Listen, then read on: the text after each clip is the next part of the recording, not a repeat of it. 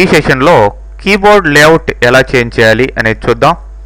అంటే మామూలుగా మీరు టెక్స్ట్ టూల్ తీసుకున్నప్పుడు టైప్ చేస్తే ఇంగ్లీష్ వస్తుంది. ఇంగ్లీష్కి సంబంధించిన ఫాంట్ ఇక్కడ సెలెక్ట్ చేస్తున్నారు. డిఫరెంట్ ఫాంట్స్ ఉన్నాయి. అట్లనే తెలుగు, తమిళ్ ఆ ఫాంట్స్ అన్నీ కూడా ఉంటాయి.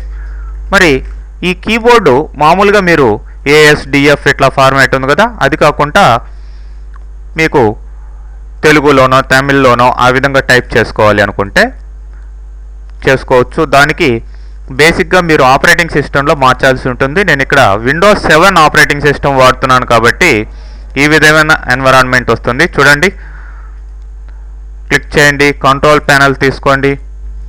అదే XP అయితే వేరే విధంగా ఉంటుంది. దానికి తగ్గట్టు మీరు కీబోర్డ్లో మార్చుకోండి.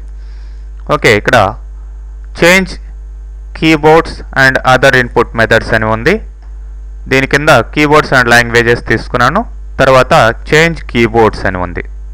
క్లిక్ చేసిన తర్వాత ఇక్కడ ఓన్లీ ఇంగ్లీష్ మాత్రమే చూపిస్తుంది. మరి తెలుగు వేరే ఏదన్నా కావాలి అనుకుంటే యాడ్ చేయండి. ఇక్కడ నెంబర్ ఆఫ్ లాంగ్వేజెస్ చూపిస్తుంది. మరి మనకి తెలుగు కావాలి కాబట్టి ఇట్లా కిందికి రండి. ఇప్పుడు తెలుగు తీసుకోండి, కీబోర్డ్ తీసుకోండి, తెలుగు మీద సెలెక్ట్ చేసి ఓకే ఇవ్వండి. మరి తెలుగు నుంచి ఇంగ్లీష్కి, ఇంగ్లీష్ నుంచి తెలుగుకి కీబోర్డ్ని ఎలా మార్చాలి అంటే ఇక్కడ చూస్తే తెలుస్తుంది మీకు. బిట్వీన్ ఇన్పుట్ లాంగ్వేజెస్ ఏం వాడాలి? లెఫ్ట్ సైడ్ ఉండే Alt ప్లస్ Shift వాడితే సరిపోతుంది అనమాట.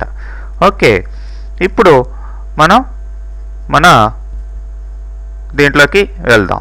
ఇప్పుడు Alt Shift యూజ్ చేయండి.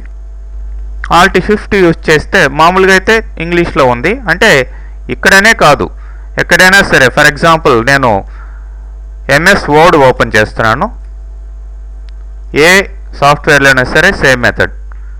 ఇంగ్లీష్లో ఉంది. మరి తెలుగులో టైప్ చేయాలి అంటే Alt Shift. చూడండి, ఫాంట్ కూడా మారిపోయింది. గౌతమి అనే ఫాంట్ వచ్చింది. మరి ఇప్పుడు చూడండి, మరి ఇట్లా టైప్ చేసేటప్పుడు మీకు ఆ తెలుగు టైపింగ్ తెలిసి ఉండాలన్నమాట.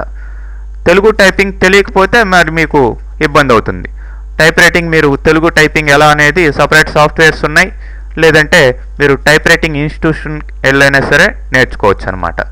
మరి మళ్ళీ ఇంగ్లీష్లోకి మారాలనుకోండి, Alt Shift, మళ్ళీ ఇంగ్లీష్లోకి వచ్చేస్తుంది. మళ్ళీ తెలుగులో కూడా రకరకాల ఫాంట్స్ ఉంటాయి. ఆ ఫాంట్స్ ఇక్కడ చేంజ్ చేసుకోవాలి మీరు. ఓకే, ఈ విధంగా మీరు ఒక లాంగ్వేజ్ నుంచి ఇంకొక లాంగ్వేజ్కి చేంజ్ కావచ్చు అనమాట.